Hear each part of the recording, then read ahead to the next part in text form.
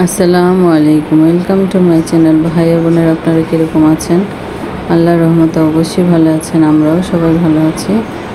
তো এই তো আজকে আমি বিরিয়ানি মশলা দিয়ে, রাঁধুনি বিরিয়ানি মশলা দিয়ে আমি আজকে বিরিয়ানি রান্না করব। তো এখানে মুরগির মাংস নিয়েছি ধুয়ে কেটে, আর আলু নিয়েছি। তো এই তো এখানে রাঁধুনি গুঁড়ো মশলা আমি পরিমাণ মতো করে দিয়ে দিলাম, আদা রসুন বাটা, লবণ স্বাদ মতো দিয়ে দিলাম। তো সব কিছু পরিমাণ মতো করে দিয়ে দিলাম। আর এখানে লেবু দিয়ে দিলাম 2 টুকরো লেবু দিয়ে দিলাম। এভাবে করে টক দইটা ব্যবহার করব না, তার জন্য আমি লেবুটা দিয়ে দিলাম। আর টক দই যদি দিতাম তাহলে অবশ্যই লেবুটা স্কিপ করতাম। এখন ভালো করে মশলাগুলো মেখে নিব। আর খুবই ভালো হয়েছে রাঁধুনি মশলা দিয়ে। আর বিরিয়ানিটা যে রান্না করেছি, তো চিকেন বিরিয়ানি রান্নাটা করে ফেললাম রাঁধুনি মশলাটা দিয়ে। আপনারা গুঁড়ো মাংস বা খাসির মাংস দিয়েও করতে পারেন। এখন ভালো করে মেখে নিব।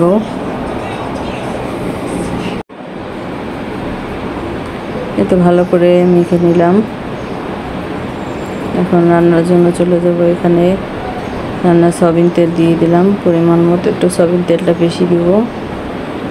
আর পোলার মধ্যে এতটা তেল দেওয়া লাগবে না, তো একবারে তেলটা দিয়ে দিলে ভালো হয় বেশি করে। তো পেঁয়াজটাকে আমি কালার করে নিলাম। আর এখন সেই মাখানো মশলাগুলো দিয়ে দিলাম, চিকেনগুলো। আর মুরগি মাংস তো হতে বেশিক্ষণ লাগে না, এটার জন্য একসাথেই দিয়েছি আমি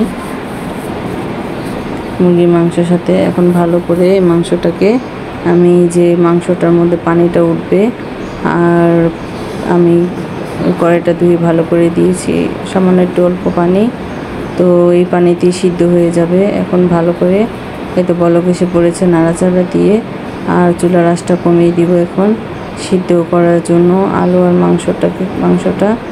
তো সিদ্ধ হয়ে গেলে আমি নামিয়ে আমি পোলাওটাও দমে বসিয়ে দিব। তো এতে আমার পানিগুলো কষিয়ে আমি ভালো করে শুকিয়ে নিয়েছি, আর ওটা নামিয়ে ফেলেছি। আর এখন পোলাওর জন্য দমে বসিয়ে দিলাম।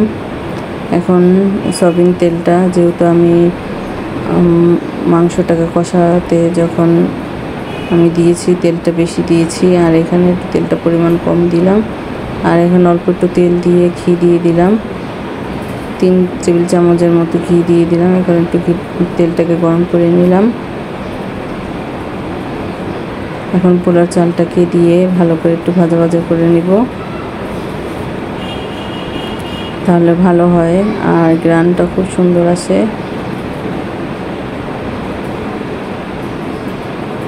এই তো নাড়াচাড়া দিয়ে ভালো করে পোলার চালটাকে একটু ভাজা ভাজা করে নিব তেলের মধ্যে।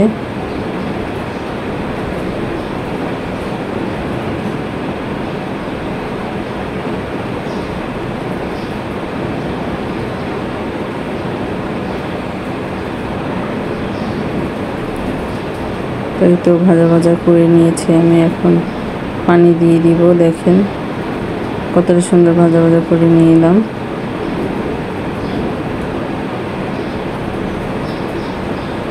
এখন পরিমাণ মতো গরম পানি দিয়ে দিব। এই তো গরম পানিটা দিয়ে দিলাম। এখন ভালো করে নাড়াচাড়া দিয়ে মিশিয়ে নিব। আর একটা কিছু খেয়াল করেছেন, আমি কিন্তু এখনও লবণ দিইনি। তো এখন লবণ কাঁচামরিচ দিয়ে দিব। কাঁচামরিচগুলো কিন্তু ফালি করে দিয়েছি। আর বিরিয়ানির মধ্যে একটু কাঁচামরিচ বেশি না হলে কিন্তু ভালো লাগে না। আর কাঁচামরিচের একটা ফ্লেভার আছে, সেটা কিন্তু খুব সুন্দর গ্রান আসে। আর স্বাদ মতো লবণ দিয়ে দিলাম। এখন ঢাকনা দিয়ে ঢেকে রেখে দিব বলক আসার জন্য। তো এই তো আমার পোলাওটা বলক এসে আমি উল্টে পাল্টে দিয়েছি, সেটা স্কিপ হয়ে গেছে। আর পোলাওটা অনেকটাই চালটা হয়ে এসেছে। তো এখন আমি উপরে দিয়ে এই কষানো মাংসগুলো দিয়ে দিলাম, দমে দিয়ে দিব। আর কড়াইটাকে একটু ধুয়ে সামান্য অল্প একটু পানি দিয়ে দিব। উপর দিয়ে।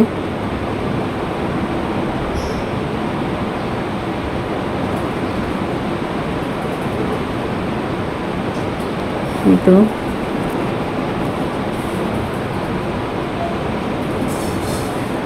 এখন দমে বসিয়ে দিব।